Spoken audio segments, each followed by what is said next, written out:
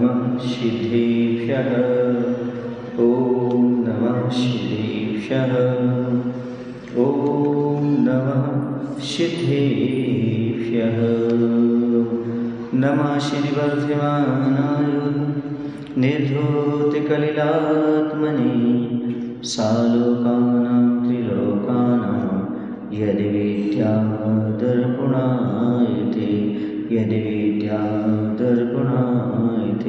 बोलिए हिंसा परमो धर्म की देवादेव श्री महावीर भगवान की, आचार्य समंतबद्ध महाराज की, आचार्य गुरुदेव भगवान श्री विद्यासागर जी महाराज की। शाकाचार के स्वाध्याय के समय आचार्य से की गई शंकाओं का समाधान, उसका संकलन है, जिसमें पहली शंका है मंदिर में जाने से क्या प्राप्त होता है। तो मंदिर जाने से अपने स्वरूप का ज्ञान हो जाता है। आत्मा का स्वरूप क्या है, ज्ञान हो जाता है। मंदिर जी में कोई जाता है, वह कहता है भगवान के सामने आप कौन हैं। तो पहले प्राचीन मंदिरों में प्रतिध्वनि निकलती थी, यानी गुम्मट वाले मंदिर में आवाज़ लौट करके आती है। तो आचार्य कह रहे हैं भगवान के सामने कहा आप कौन हैं, तो वहाँ से आवाज़ आई आप कौन हैं। तो फिर कहा आप तो भगवान हैं, तो वहाँ से आवाज़ आई आप भगवान हैं। इसका अर्थ ये है कि हम भी भगवान बन सकते हैं। ये मंदिर जाने से हमें ज्ञात हो जाता है, यानी मंदिर जी में जाने से हम अपने स्वरूप का बोध प्राप्त कर लेते हैं। हमें अपने स्वरूप का ज्ञान हो जाए, इससे बड़ी और क्या महिमा हो सकती है मंदिर की। मंदिर जी की सबसे बड़ी महिमा तो यही है कि देव दर्शन से निज दर्शन की ओर बढ़ जाता है। दूसरी शंका है कापथ। कापथ माने मिथ्या मार्ग। कापथे पति दुखा नाम शब्द है ना शाकाचार में। ये कापथ क्या कहलाता है, तो उन मार्ग जैन दर्शन के विपरीत, मोक्ष मार्ग के विपरीत जो भी मार्ग हैं वो सब कापथ कहलाएंगे। पथ माने सच्चा पथ, सतपथ माने सही पथ, और कापथ माने मिथ्या पथ, मिथ्या मार्ग। कुत्सित मार्ग को कापथ कहते हैं। जिस पथ पर चलने से आपत्ति आती है, संसार की वृद्धि होती है, उसी का नाम कापथ है। महाजना एन गता सपंथा, जहाँ से महान आत्माएं गई हैं वही मार्ग सच्चा मार्ग है, वही सही पथ है। कोई व्यक्ति यदि बीतरागी देव के सामने कुछ मांगता है तो क्या यह भी मूर्ता में आएगा क्या? 3 प्रकार की मूर्ताएं होती हैं, देव मूर्ता, गुरु मूर्ता और लोक मूर्ता, जो सम्यक दर्शन में दोष उत्पन्न करती हैं। 25 दोषों में 3 मूर्ताएं आती हैं।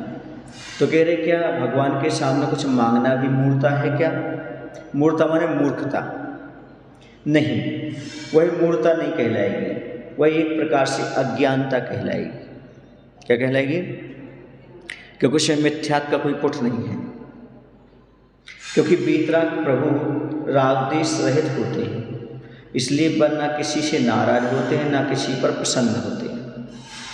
ऐसा नहीं कि आप भगवान खूब भक्ति करो तो भगवान खुश होकर कोई वरदान दे दें, आप भगवान की निंदा करो तो वो नाराज होकर साथ दे दें। ऐसा बीतरागी प्रभु में नहीं होता। ये रागी ऋषि देव देवता में होता है, लेकिन भगवान में ऐसा कुछ भी नहीं होता। अतः वे न किसी से कुछ लेते हैं और न वे किसी को कुछ देते हैं। अतः हम समझें कि मांगने वाला बीतराग प्रभु के स्वरूप को नहीं समझ पा रहा है, वह बीतराग प्रभु के स्वरूप को नहीं समझ पा रहा है, वह समझने के निकटतम है। ये समझो, एक न एक दिन अवश्य समझ जाएगा। सच्चे देव की सच्ची पहचान ना कर पाना अज्ञानता ही है। यानी हीरे जवाहरात की दुकान पर मूंगफली मांग रहा है, जहाँ पर संसार का विलय होना है, वहाँ पर वह संसार की चीज़ें मांग रहा है। ये तो हो गया कि हीरे जवाहरात की दुकान पर मूंगफली की काम न करना, अर्थात उससे अभी दुकान की सही पहचान नहीं है। ऐसे बीतराग प्रभु की सही पहचान नहीं है। अरे एक हीरे की कण का ले लो, जीवन भर बैठ के मूंगफली खाओगे? नहीं खाओगे क्या? ऐसे एक बार बीतराग तक ईश्वर स्वीकार कर लो, संसार का वैभव तो अपने आप आ जाएगा, मांगना नहीं पड़ेगा। लेकिन संसारीपन की अज्ञानता है जो भगवान से कुछ मांगता है, क्योंकि भगवान से संसार के सुख की कामना नहीं करना चाहिए। बंदे तद्गुण लब्धे, मैं मात्र भगवान आपकी वंदना कर रहा हूँ और आपके गुणों की प्राप्ति के लिए कर रहा हूँ। संसार का सुख मांगना यानी भगवान की दुकान की पहचान नहीं होना, सीधी सी बात है। वहाँ मात्र बीतता की बात होना चाहिए। अगली शंका है कि पाखंडी किसे कहते हैं? आता ना पाखंडी, तो शाक्ताचार्य जो पाखंडी शब्द आया है उसका अर्थ साधु से लिया गया है ना। कहीं कहीं पाखंडी का अर्थ होता है धूर्त, जो सबको बुद्धू बनाता है, जो पाप को खंडित यानी खंड खंड करता है उसे पाखंडी कहते हैं, अर्थात साधु को पाखंडी कहते हैं। पाषंडी नाम पुरस्कारों, तो पाषंडी पाखंडी साधु को ही बोलते हैं। और आज जो पापों की अखंडता रखता है आज जो पापों का खंड रखता है उसे पाखंडी कहते हैं, अर्थात धूत या पापी को ही पाखंडी आज कहते हैं। पहले पाखंडी किसे कहते थे? जो पापों को नष्ट कर, जैसे पागल होता ना, पापम गालियत थी पागला, जो पापों को गलाए सो पागल। आज किसे पागल कहते हैं? जो आगरा लायक हो गया, समझ गए? तो यहाँ पर पाखंडी का अर्थ तो साधु लिया गया है शाक्ताचार में, लेकिन आज के ज़माने के पाखंडी अलग है। सम्यक दृष्टि जीव अल्पायु नहीं होता। क्या नहीं होता? कोई सम्यक दृष्टि जीव होता है, वो मर करके अल्प आयु नहीं होता, यानी उसकी जो अगली पर्याय होगी वह अल्प आयु वाली नहीं होगी। इसका अर्थ क्या अर्थ है? अल्पायु से क्या लेना? कितनी उम्र अल्पायु कहलाती है? जैसे कोई 25 में ख़त्म हो गया, कोई 20 में ख़त्म हो गया, तो क्या वो सम्यक दर्शन नहीं था उसका पहले भाव में? क्या आदि आदि बातें उत्पन्न होती। तो 8 वर्ष अंतर्मुहूर्त, कितने? 8 वर्ष अंतर्मुहूर्त जो मुनि बनने के योग मोक्ष मार्ग के पुरुषार्थ योग आयु का ना मिलना ही अल्पायु जाने, अर्थात 8 वर्ष अंतर्मुहूर्त से कम आयु को ही अल्पायु कहा है। यदि 8 वर्ष अंतर्मुहूर्त आयु मिल गई उसको, तो समझो उसकी अल्पायु नहीं, कि उसके बाद सम्यक दर्शन की योग्यता आ गई, मुनि बनने की योग्यता आ गई, केवल ज्ञान प्रकट करने की योग्यता आ गई। ऐसा में 8 वर्ष अंतर्मुहूर्त के नीचे की अल्पायु मानी जाती है। लोग कहते हैं अभी तो इसकी उम्र छोटी है, नहीं, 8 वर्ष के बाद परिपक्व हो गया, कोई दिक्कत नहीं है, मोक्ष मार्ग में बढ़ सकता है 8 वर्ष अंतर्मुहूर्त के बाद, इसलिए अल्पायु नहीं माना जाएगा। अब समझ गए ना? अल्पायु समझ गए?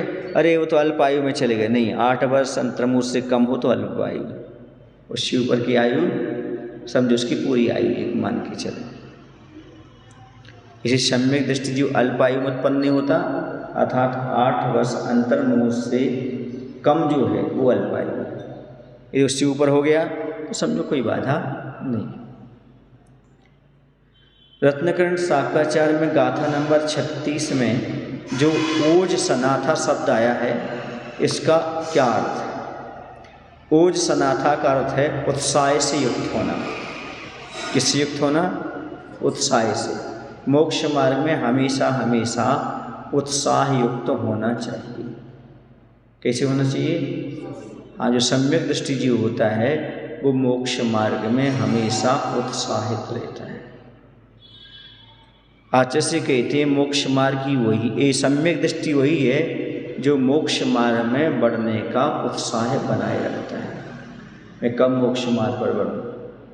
संत साधु बन के विचरूं, वह घड़ी कब आएगी, चले पड़ूं में मोक्ष पथ पर, वह घड़ी कब आएगी। हमेशा सोचता रहता है कब मुनि बनूंगा, कब मुनि बनूंगा, कब मोक्ष मार्ग पर बढ़ूंगा। ये सम्यक दर्शन की पहचान है। सम्यक दृष्टि के बाद ये ओज सनाता शब्द आता है।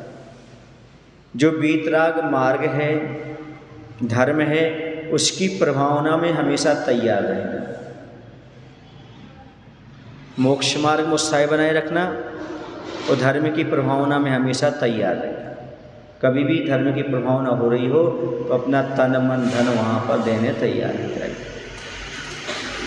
ये ओज सनाथा के अर्थ बताए जा रहे हैं। एक माँ जिस प्रकार 24 घंटा परिवार की रक्षा में तैयार रहती है, उसी पर सम्यक दृष्टि भी अपने रत्नत्रय मार्ग में और उसकी प्रभावना हमेशा उत्साही बना रहे, तैयार रहे। माँ 24 घंटे क्या सोचती है? हमारे परिवार की उन्नति हो, परिवार की रक्षा हो। माँ ऐसी भाव करती रहती, सबके प्रति उसका उन्नति का भाव रहता है, रक्षा का भाव रहता है। इसलिए यहाँ पर कहा जा रहा है सम्यक दृष्टि भी अपने रत्नत्रय मार्ग में उसकी प्रभावना हमेशा उत्साही बना रहता है। यही हो गया सम्यक दृष्टि का ओज सनाथा। ओजस्ती जो विद्या सनाथा शब्द आता ना, ऐसा है। अगली शंका है कि सम्यक दर्शन होने के बाद अर्ध पुद्गल प्रवर्तन काल शेष रह जाता है। संसार का अर्थात इसके बाद जीव को अवश्य मुक्ति हो जाएगी। इस अर्धगल पुद्गल प्रवर्तन काल का क्या अर्थ है? क्या अर्थ लें हम? अर्ध प्रवर्तन काल का क्या अर्थ लें? तो अर्ध पुद्गल प्रवर्तन काल का जघन्य से अंतर्मुहूर्त, कितना? अंतर्मुहूर्त में, तथा उत्कृष्ट से असंख्यात अर्थात असंख्यात 24 हो जाएं, उतना भी समय हो सकता है। सुना, उस सर पे असंख्यात निकल जाएं, इतना काल भी हो सकता है। सम्यक दर्शन हो गया, इसका तुम्हें मोक्ष तो होना है, पर ऐसे नहीं कि हाथ पे हाथ रख करके बैठे रहो, तो असंख्यात 24 बीत जाएंगे। पड़े रहो संसार में, काल लब्धि के भरोसे बैठे रहो और अंतर्मुहूर्त में भी कल्याण हो जाए। सम्यक दर्शन हुआ, ज्ञान चरित लिया, मोक्ष चल गया। तो सम्यक दृष्टि होने का टिकट है। पुरुषार्थ नहीं करोगे तो गाड़ी निकल जाएगी, ये भाव निकल जाएगा आपका, कई भाव निकल जाएंगे।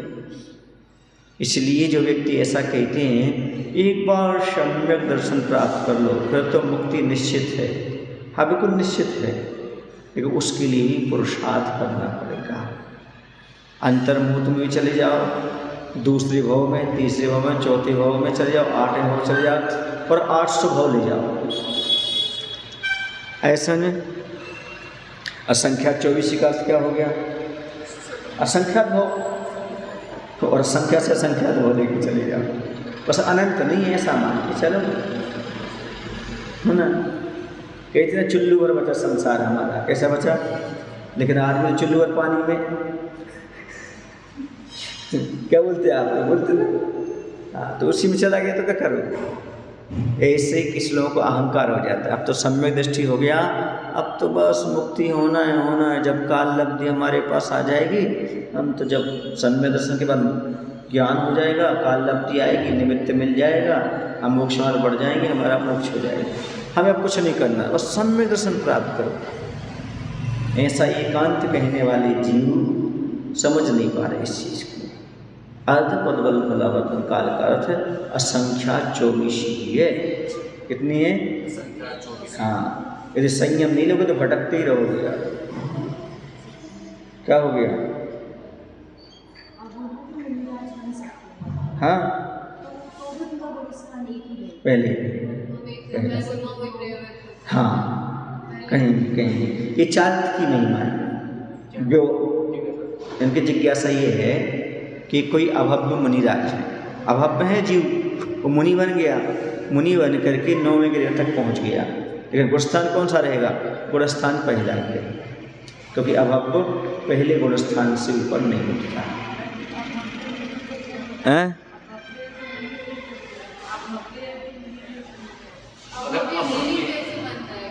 कैसे बन जाएंगे? भोग निमित्तम लिखा है कि वह बाहर से ऐसे संयम पाल लेते हैं कि घानी में पेला जाए तो उफ नहीं बोलते। इतनी क्षमता के साथ पालते हैं। लेकिन महाराज जी ऐसे कैसे भावों की है कि उसको मिथ्यात्व बना रहा और इतना कष्ट भी। हाँ तो क्या बात हो गया। आचार्य के अनुसार देखो, हमारे यहाँ जिस सम्यक 6 उत्सव वाली अलग चीज़ है, लेकिन 10 सम्यक तो और बताए हैं। क्या बताए हैं? आज्ञा सम्यक, बीज सम्यक, सूत्र सम्यक, ऐसे भेद बताए। तो आचार्य से कहना है, उसने भगवान मान लिया कि भगवान की ऐसी आज्ञा है, इस प्रकार का संयम पालो, संसार का मोक्ष सब सुख मिलेगा। लेकिन उसकी कर्ण प्रकृतियों में कोई वो नहीं हुआ, क्षयशम नहीं आया, उपशम नहीं हुआ। ऐसा विश्वास करके उसने अपना काम कर लिया। क्यों? क्योंकि तो सबको विश्वास है भगवान की भक्ति करने से संसार सुख मिलता है। इसको नहीं है विश्वास, सबको विश्वास है। मिथ्या दृष्टि भी इसलिए करता है, पर आत्मा के कल्याण के प्रति उसका कैसा भाव है वो समझ नहीं पाया। आत्मा अलग है, शरीर अलग है, बोलना अलग है, भाव वासन होना अलग है, उसका अंदर से भाव नहीं कर पाएगा, इसलिए ऐसी परिणति बनी रही। अब उसकी कैसी है? अभव्य की अभव्य जाने, क्योंकि उसकी परिणाम उसके पास। ऐसा नहीं, अपना परिणाम अपने पास। अपन तो मत आगम से जान सकते हैं, आगम में ही लिखा है, उसे सही श्रद्धा नहीं हो पाता। या कुंद महाराज कहते हैं कि वह धर्म की रुचि करता है, धर्म का पालन करता है, श्रद्धा रखता है, लेकिन भोग निमित्तम की, भोग के निमित्त करता है वो। हमें स्वर्ग मिलेगा, हमें ये मिलेगा, वो मिलेगा, इस निमित्त से करता है वो, इसलिए अभाव। क्या कहा? वह धर्म का श्रद्धान भी करेगा, धर्म का स्पर्श भी करेगा, धर्म का पालन भी करेगा, धर्म की चर्चा भी करेगा, लेकिन उद्देश्य क्या रहता मन में? भोग निमित्तम तू ना कर्म क्षय था। कर्म क्षय उसका उद्देश्य नहीं होता, मात्र भोगों का ही उसके लिए भाव बना रहता है। एक नंदी मित्र नाम का व्यक्ति था, वह लकड़ी काट करके रोज बेच करके भोजन करता था। उसी जंगल में एक महाराज मिल गए। अरे ये तो हमसे भी गरीब है, हमारे पास तो कम से कम कपड़े हैं, हम तो लकड़ी बेच करके खा लेंगे, ये क्या खाएगा? इसमें कुछ है ही नहीं। महाराज ध्यान से उठे और नगर की ओर बढ़ने लगे। उसका देखते अच्छा ही खाता कहाँ है, यदि कहीं नहीं मिलेगा ना तो मैं खिला दूंगा इसको। कौन सोच के चल रहा है? नंदी में। और उस महाराज के पीछे पीछे हो गया। जैसे नगर में आया तो राजा महाराजा को, हे स्वामी नव, ये क्या है? ये तो कुछ पहुंचा हुआ आदमी, हम तो दरिद्र समझ रहे थे, गरीब समझ रहे थे। वो उनके पीछे चला गया। महाराज ने भी इसको पहचान लिया, इसकी भवितव्यता बहुत अच्छी है। महाराज ने कुछ नहीं बोला। महाराज साथ में रहा आया, महाराज का जहाँ भोजन होता, आहार होता, श्रावक उसको ही भोजन करा देते। जी अच्छा रहा, अब तो लकड़ियाँ बेचना बंद, जहाँ बाबा जी खाएंगे वहाँ हम खाएंगे। उसे पता ही नहीं कि ये मुनि हैं कि क्या है, बस इनकी बहुत आवगत होती है। अब वो खाने मिलता है पर उनकी सेवा करो रहो। क्या भाव है? इनकी सेवा करो और रहो। अभी सम्यक दर्शन नहीं है, ये सच्चे मुनि है, कुछ भी ज्ञान नहीं है। लेकिन सावक क्या समझ रहा है? ये परम भक्त है, इसको भोजन कराओ। ऐसा नहीं। अब क्या किया? एक दिन महाराज का उपवास हो गया। अब बैठा पट्ठा, महाराज आहार को नहीं जाओगे क्या? हमारा उपवास है, एक काम करो, हमें ये पीछे कमंडल दे दो, हम जा रहे हैं आहार करने। महाराज ने कहा ऐसा नहीं करते, कपड़े उतारना पड़ते हैं, संस्कार लेना पड़ते हैं, मुनिवन के तब बना दो। क्या कर दो? बेटा तुम मत, 3 दिन बची तुम्हारी आयु। क्या कहते हैं महाराज? ये ऐसा बहाना नहीं है मुनि का, उन्होंने समझाया ऐसे बैठ करके। अरे ऐसी मुद्रा है, ऐसा है, सम्यक दर्शन हो गया। क्या हो गया? सम्यक दर्शन हो गया। बस उसने मुनि, सही में मुनि बन गया वो, और आहारचर्या को निकल गया और आकर के ध्यान में बैठ गया। 3 दिन को मोक्ष हो गया। महाराज बैठे रहे, वो मोक्ष चला गया। पहले किसके निमित्त आया था? भोजन। माता महाराज जहाँ जाए वहाँ खाना मिल जाएगा। और सच्चा ज्ञान बाद में हो गया। अब जो अभाव होता है उसको नहीं हो पाता, नहीं हो पाता तो भटकता रहता है। उसमें उसका दोष नहीं है, क्योंकि तो परिणाम एक भाव है। जब भव्यजीव भटक जाते हैं हैं, अभव्य है। उसका दोष नहीं हो तो शुद्ध चर्या पाल रहा है, तभी तो नौवें गिरह तक जा रहा है, उसको सावधान नहीं हो पा रहा है। ये समझो सम्यक दर्शन ना होने पर ही बाह्यचर्या का कितना महत्व है। बाह्यचर्या का महत्व पालन करके कहाँ तक जा रहे हैं, और श्रावक सम्यक दृष्टि भी है तो 16वें स्वर से ऊपर नहीं जा रहा, प्रतिमाधारी है, इलक छुल्लक बन गया, अच्छे सही मार्ग पर चल रहा तो अभी वह 16वें स्वर से ऊपर नहीं जा रहा। लेकिन मुनि लिंग का कितना महत्व है, मात्र बाहर से चर्या पाल रहा है तो अभी कहाँ जा रहा है, दोनों गिरगति से। ये चारित्र की महिमा है। भले भगवान पर श्रद्धा नहीं है, भले उसे तत्व का ज्ञान नहीं है, भले भेद विज्ञान नहीं है, लेकिन बाहर से भगवान ने कहा ऐसी चर्या पालो, इस चर्या पाल रहा है, कर कितना काम हो गया, सोचो।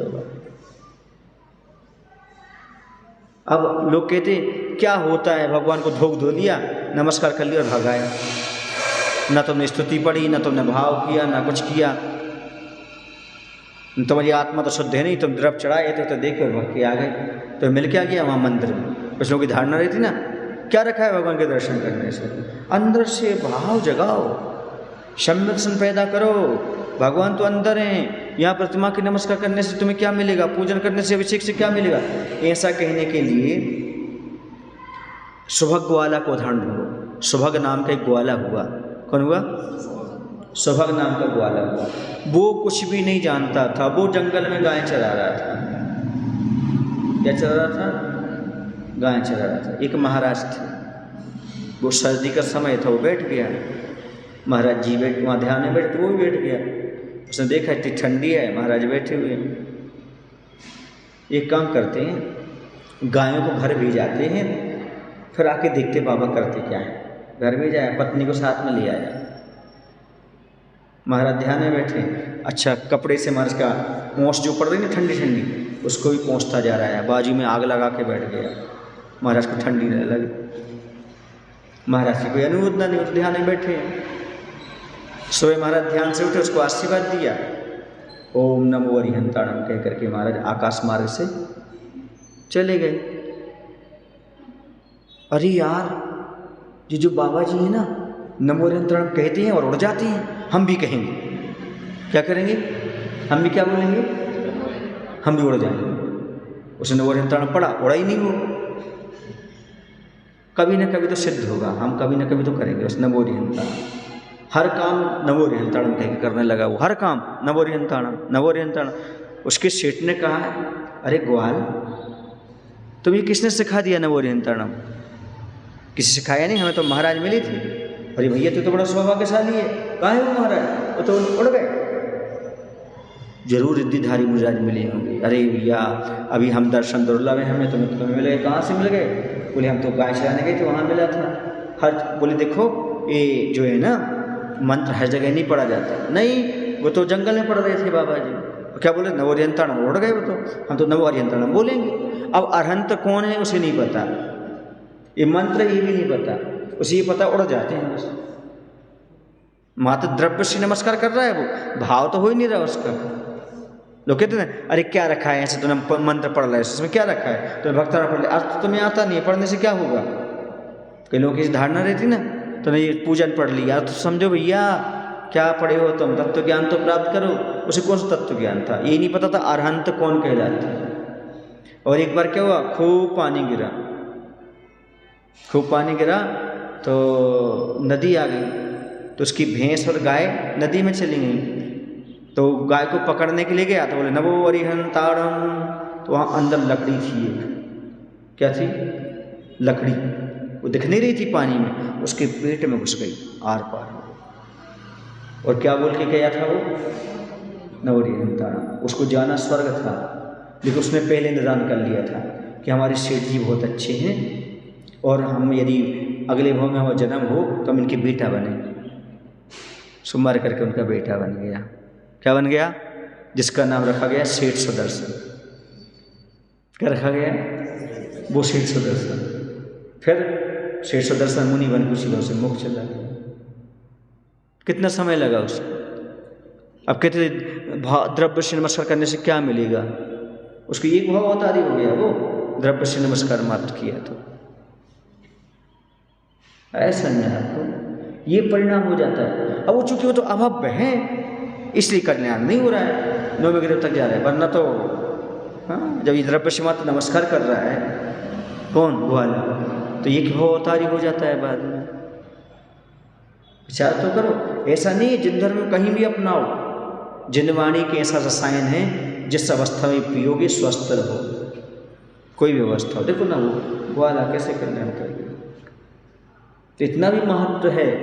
बस अभव नहीं होना चाहिए जी, कैसा नहीं होना चाहिए। हाँ, बाकी तो हर चीज़ का फल है, हर चीज़ का फल। कोई चीज़ ऐसा नहीं है जिसका फल नहीं होता। उसको देखो फल क्या मिला, उसी का बेटा बना, बेटा बनने के बाद फिर आज भी इतिहास में उसी की गाथा है, सुदर्शन सेठ, उसकी कहानी प्रसिद्ध है। रानी से प्रभावित नहीं हुआ, वो शूली पर चढ़ाया गया, सिंहासन बन गया उसका। वही ग्वाला है पिछले भाव का, जिसे यही पता नहीं था कि जी अरहंतरण कहलाता क्या, उसको उड़ जाते हैं इतना मालूम था, उड़ गया वो तो ऊर्ध्वगमन कर गया। ये बहुत विचित्र चीज़ें हैं, इसको समझो। मात्र मुनि की देखा देखी करो। अच्छा से वही कहते हैं मोक्ष मार्ग में जितनी नकल कर सको उतनी नकल करो। अपने से ऊंची वाले को देखो, वो कितनी अच्छी चर्या पाल रहा है, तुम भी देख देख के चर्या करो। और जैसे कहते हमारी खूब नकल करो मोक्ष मार्ग, जैसे वो कर रहे वैसे करते जाओ करते जाओ, यही मोक्ष का रास्ता, यही सही रास्ता है। जितनी नकल कर सको करो। जैसे नकल किसने कर ली, नंदी मित्र ने कर ली और वाली ने कर दी, ये है ऐसा। इसलिए अर्ध पदगल परावर्तन काल का अर्थ क्या पढ़ रहे थे अपन, जघन्य से अंतर्मुगत और उत्कृष्ट से असंख्यात 24 कल्याण। ओवर कॉन्फिडेंस में आने वाले असंख्यात 24 में भटकते रहते है ना, ये काल निकल जाता है। और जिन वास्तव में कॉन्फिडेंस के साथ काम करते हैं, अंतर्मुक्त में एक दो भाव में काम कर लेते हैं। ये आप समझ में आया। मान लो असंख्यात 24 ही है, उस समय दर्शन है, तो जो उससे अगले भव होंगे वो कैसे मिलेंगे, मतलब मिथ्यात के साथ भी हो सकते हैं, एक इंद्री दो इंद्री में भी जा सकता है, कहीं भी, क्योंकि समझन छूट गया उसका। क्यों? क्योंकि 66 सागर उत्कृष्ट तो है 2600 सम्यक दर्शन का, और सम्यक दर्शन तो छूट गया, फिर हो गया। एक जीवन में संख्यात बात हो सकता है, छूट सकता है एक जीव के साथ, ऐसी व्यवस्था है। अब आते हैं प्रथमानुग किसे कहते हैं। प्रथमानुग के ग्रंथ पढ़ते हैं आप लोग। इसे पहले क्यों रखा, प्रथमानुग को पहले क्यों रखा, और प्रथमानुग कहते क्या है, जिसमें धर्म अर्थ काम और मोक्ष का वर्णन, यानी चारों पुरुषार्थों का वर्णन आता हो। 4 पुरुषार्थ कौन कौन से हैं, धर्म अर्थ काम और मोक्ष, इसका आख्यान हो, उसे प्रथमानुग कहते हैं। अनुयोग का अर्थ होता है द्वार, अनुयोग का अर्थ क्या होता है, द्वार। द्वार का अर्थ होता है खोजने का, जानने का माध्यम। प्रथम का अर्थ होता है प्रधान, जो व्यापक हुआ करता है उसे प्रधान कहते हैं। व्यापक माने सब में लागू होता है, व्यापक होता है। आत्मकल्याण का उद्देश्य रखकर प्रथमानुयोग पढ़ना, पढ़ाना, सुनना, सुनाना चाहिए। इससे संवेगनी और निर्वेदनी कथा प्रयोजनभूत है, उसे हमेशा याद रखना चाहिए। कथा 4 प्रकार की होती है, आक्षेपणी, विक्षेपणी, संवेगनी, निर्वेगनी। कितनी कथाएं हो गई है, 4। आक्षेपणी, दूसरे पर आक्षेप करना, तुम्हारा ऐसा मत है, हमारा ऐसा मत है। विक्षेपणी, खंडन मंडन करना, उस मत में ऐसा, हमारे मत में ऐसा, ऐसा ये हो जाएगी। ये मोक्ष मन में काम नहीं आती। मोक्ष मन में 2 आती है, संवेगनी और निर्वेगनी। संवेगनी मतलब होता है कि हमें पापों से भय हो जाए, निर्वेगनी मतलब हमारे शरीर से ही मत तो हट जाए, ऐसा में संवेग निर्वेग भाव आ जाना। ये कथा प्रयोजनभूत है, जिससे व्यक्ति को संसार से भय लगने लगे, मोक्ष मार्ग अच्छा लगने लगे, शरीर के प्रति उसकी जो राग परिणति है भोगों के प्रति वो छूट जाए। क्योंकि संसार शरीर भोग ही तो संसार में भटका रहे, और संसार शरीर और भोग से वैराग आ गया तो ये तो कल्याण का मार्ग खुल गया। इसे कौन सी कथा, संवेगनी और निर्वेगनी कथा प्रयोजनभूत है। इन कथाओं को पढ़ना चाहिए। ये प्रथम अनुयोग है। कौन सा है, प्रथम अनुयोग। प्रथम द्वार, पहले दरवाजे में घुस नहीं रहे हो और दूसरे में घुस रहे हो, चौथे में जा रहे हो, कैसे बनेगा? पहले में जाओ, प्रथमान योग को पढ़ो। बोधि समाधि निधानम बोधति बुधा समीचीना। ये बोधि माने रत्नत्रय, समाधि माने रत्नत्रय की पूर्णता का कारण है। कौन? प्रथमान योग। प्रथमान योग पढ़ने से रत्नत्रय लेने के भाव होते हैं, और जो व्रत पूरे लिए जीवन भर पालन करने के भाव हो जाते हैं। जब हम कहानियाँ पढ़ते हैं, अरे उस भील ने आजीवन निभाया, उस चांडाल ने आजीवन नियम निभाया, मैं तो जैन हूँ, मैं तो चुकलीन हूँ, मैं अपने व्रतों क्यों छोड़ूँ, मैं क्यों उसका नियम को तोड़ूँ? हाँ, एक सियार ने देखो ना नियम पाला, रात्रि में पानी नहीं पिया उसने, फिर मैं कैसे पी सकता हूँ? मैं तो इंसान हूँ। उसने प्राण तो दे दिए लेकिन नहीं। तो ये सब जो पढ़ते हैं ना, उससे अपने आप अपने को व्रतों में दृढ़ता आ जाती है। कहीं ना कोई कहानियाँ हैं, लेकिन इसमें हानि क्या है? कुछ नहीं है। कहानी पढ़ने में हानि क्या है? पाप की ओर हानि हो जाती है पढ़ते पढ़ते। इसलिए एक चैप्टर प्रथमान योग का अवश्य होना चाहिए। कहानियों से बहुत शिक्षा मिलती है, बहुत ज्ञान मिलता है। प्रवचन बहुत लंबा होता है, उसका 2 बातें ही आदमी याद रखता है, प्रवचन की ज़्यादा नहीं रखता। और कहानी सुना तो 4 मिनट की, 2 बातें उसमें भी याद रख लेता है। जो आपको उसमें है ना ज्ञान गंगा में, बिंदुसार ज्ञान गंगा, छोटी छोटी कहानियाँ हैं, उसमें अपना सार समझी सब बन जाती है कैसे होता है। तो उसको पढ़ने में भी समय कम लगता है, याद भी रहती, रुचि बनी रहती, और शिक्षा की शिक्षा मिल जाती। आरसन तो प्रथमान योग अपने आप में महत्वपूर्ण है। सबसे पहले स्वाध्याय प्रारंभ करना चाहिए प्रथमान योग से, प्रथमान योग के माध्यम से दृढ़ता आती है। अब अंतिम अनुयोग आता है द्रव्यान योग। द्रव्यान योग के 2 भेद हो जाते हैं, अध्यात्म और आगम। फिर आगम के 2 भेद हो जाते हैं, दर्शन और सिद्धांत। फिर सिद्धांत के भी 2 भेद हो जाते हैं, कर्म सिद्धांत और जीव सिद्धांत। ऐसा ना, तो सिद्धांत के 2 भेद हो जाते हैं। द्रव्यान योग का पेट बहुत बड़ा है, क्षेत्र कैसा है? बहुत बड़ा क्षेत्र है। अध्यात्म के भी 2 भेद हो जाते हैं, भावना और ध्यान। ऐसा नहीं, द्रव्यान योग में सबसे पहले अध्यात्म आ गया और आगम आ गया। अध्यात्म कुंद महाराज के पूरे ग्रंथ आ गए, है ना। उसमें भी अध्यात्म में भावना और ध्यान 2 चीज़ें हो जाती हैं। यहाँ आगम में दर्शन और सिद्धांत आ जाते हैं। सिद्धांत में कर्म सिद्धांत और जीव सिद्धांत आ जाता है। भावना में 12 भावना, 16 कारण आदि भावना, और ध्यान में निर्विकल्पता। इसे द्रव्यान योग कहलाता है। सिद्धांत जिसमें आत्मा अंत में सिद्ध हो, वो सिद्धांत है। अध्यात्म जिसमें आत्मा पहले सिद्ध हो, वो अध्यात्म है। सबसे पहले आत्मा की बात की जाए उसे क्या बोलते हैं? अध्यात्म। और जिसमें सब पढ़ने के बाद में आत्मा आए, वो सिद्धांत है। ऐसा नहीं, तो आज आदमी को अध्यात्म सबसे पहले पसंद आता, सिद्धांत नहीं आता। सिद्धांत पढ़ेगा तो आत्मा जल्दी समझ में आएगी, पर पहले आत्मा पढ़ लेता है, सिद्धांत पढ़ता नहीं है तो समझ में नहीं आता। इसे द्रव्यान योग पढ़ने के लिए भी सिद्धांत ग्रंथ पढ़ना जरूरी है, सिद्धांत की बात। ऐसा नहीं। अब आता है क्या? दर्शन मोहिनी और चारित्र मोहिनी का एक साथ क्षय होता है। 2 प्रकार की मोहिनी होती है। मोहिनी कितनी होती? कुल मिला के 25। कौन कौन सी? 25 अनंतानुमन्य, अप्रत्याख्यान, प्रत्याख्यान और संजरण। 4 चौको 16 और हास्यारी 9 का 60। कितने हो गए? 25। और ये हो गए चारित्र मोहिनी। और दर्शन मोहिनी की 3, मिथ्या, सम्यक मिथ्या और संजम प्रकृति।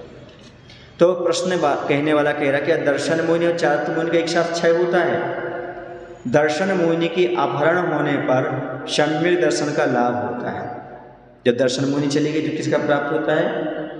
सम्यक दर्शन। तीर्थंकर भी क्यों ना हो, दर्शन मोहिनी और चारित्र मोहिनी दोनों का एक साथ क्षय कभी नहीं कर सकते। एक साथ दोनों का क्षय नहीं कर सकते। पहले उपशम करना होगा। क्या करना होगा? उनको दबाना होगा। उदाहरण समझाएं, जैसे रोटी के डिब्बे में रोटी रखी है, यह उपशम हो गया। अब रोटी को पेट में पहुंचाना है। कहाँ पहुंचाना है? तो सीधे एक साथ पूरी नहीं खा सकते, उस रोटी के ग्रास बनाना पड़ेगा। क्या करना पड़ेगा? यानी कि उपशम क्षय उपशम के बाद ही क्षय होता है। फिर उसकी ग्रास बनाओ फिर खाओ, उपशम करो क्षय उपशम करो फिर क्षय, अर्थात पेट में बाद में जाएगी। क्षय मतलब पेट में बाद में जाएगी। आया समझ? हर्ष विषाद को निकालने के लिए चारित्र को अंगीकार करना पड़ता है। लिखा भी है रागद्वेष निर्वृत्तै चरणम प्रतिपद्यते साधु। मोह का अपहरण हो जाने पर भी रागद्वेष बचा रहता है। मोहिनी कर्म चला गया पर रागद्वेष बचा रहता है। क्या बचा रहता है? रागद्वेष। जैसे रामचंद्र जी, बलभद्र, नारायण छोटे भाई, उनके शव को कितने महीने तक लिए रहे थे? क्यों? वो तो क्षायक सम्यक दृष्टि थी, मोह तो नहीं था। ये क्या था? ये रागद्वेष था। जीव को, उस पुद्गल को जीव मान के खिला रहे हैं। देह जीव को एक गिनेशो बहिरातम तत्तमुधा है।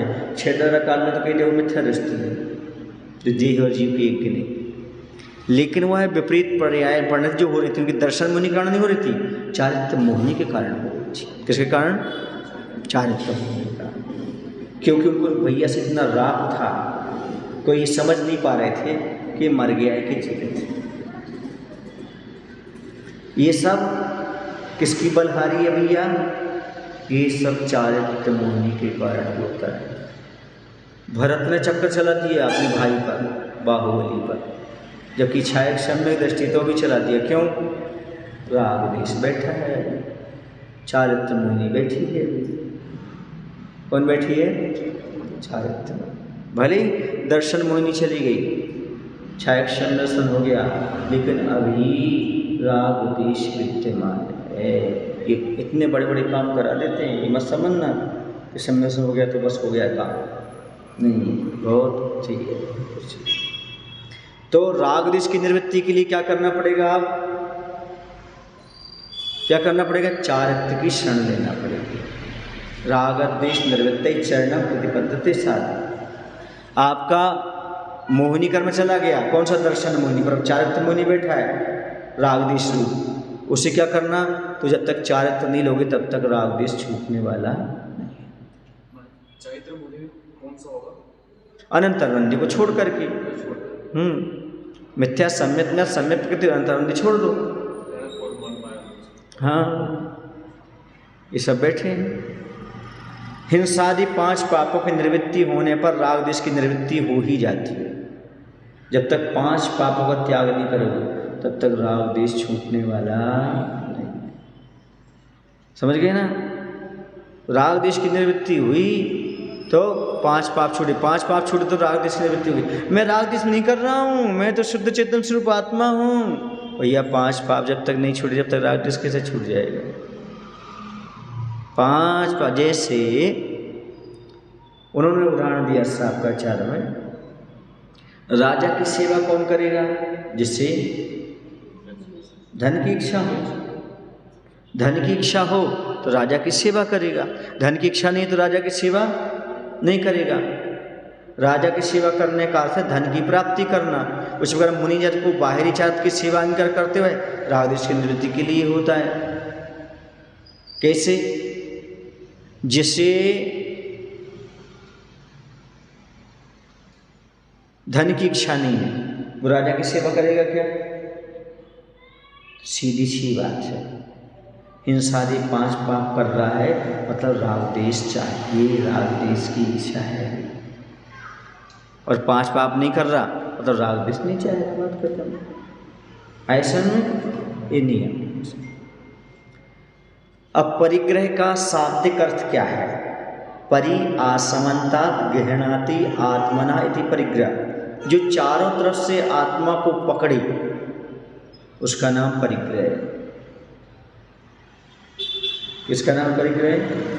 जो आत्मा को चारों ओर से पकड़े। आप लोगों ने सुना होगा एक नरभक्षी पौधा होता है।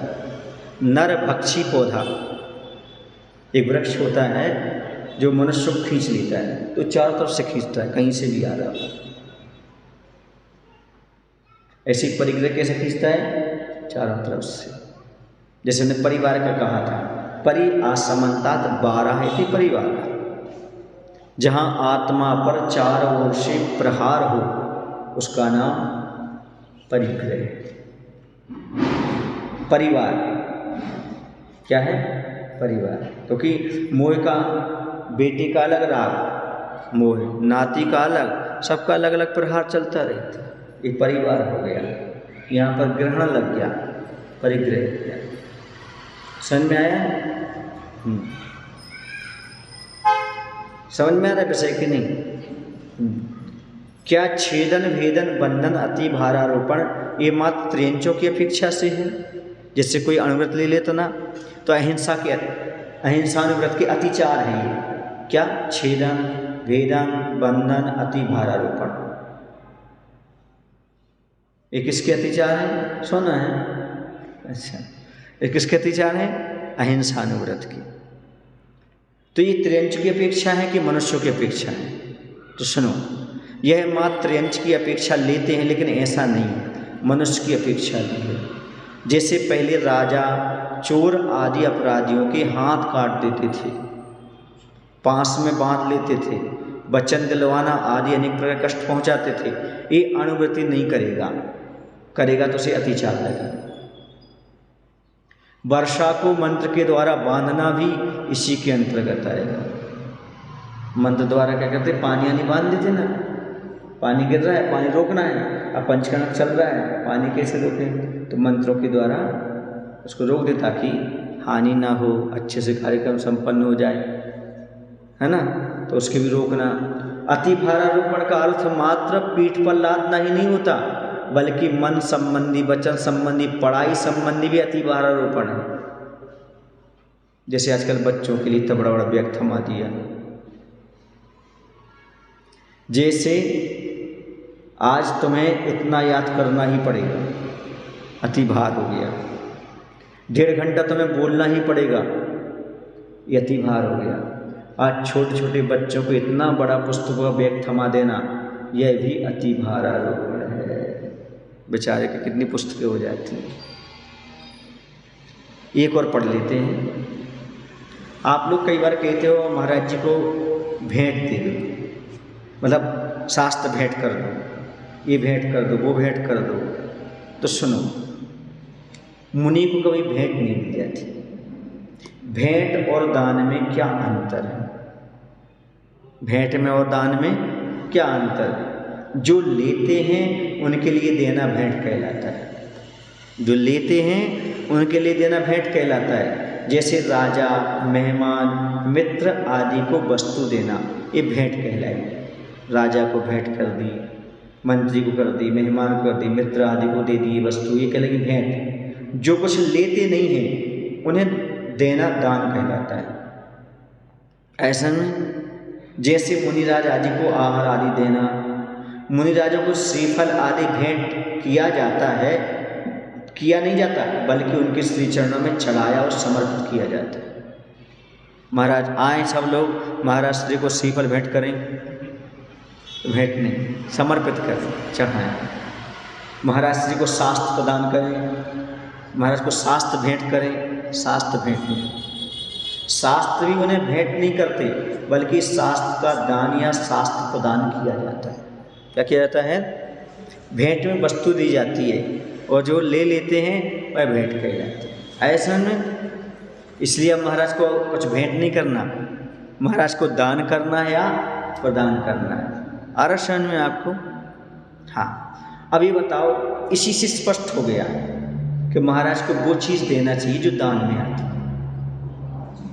वो चीज़ ना दें जो दान में ना आती। ऐसा में हाँ, जो महाराज जी के लिए उपकारी हो, संयम पालन करने में, है ना, ऐसी चीज़ें देना चाहिए। वो चीज़ मत दो जो संयम में बाधा उत्पन्न करती।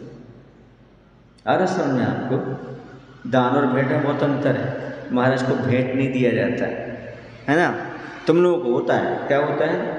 जैसे शादी के पहले, अरे भैया इनके लिए तो गिफ्ट भेंट हो गई क्या, आहा 4G का 5G का हो गया, ये भेंट कहलाती है। भेंट अलग है और दान प्रदान करना अलग चीज़ है। ठीक है, इतना महावीर भगवान की जय। अचल विद्यासागर जी महाराज की जय। महाराज की जय। जावाणी के ज्ञान ते सूझे लोकालो, शोवाणी मस्तक धरो सदा दे तुम दो। हे जिनवाणी भारती मातो जपो न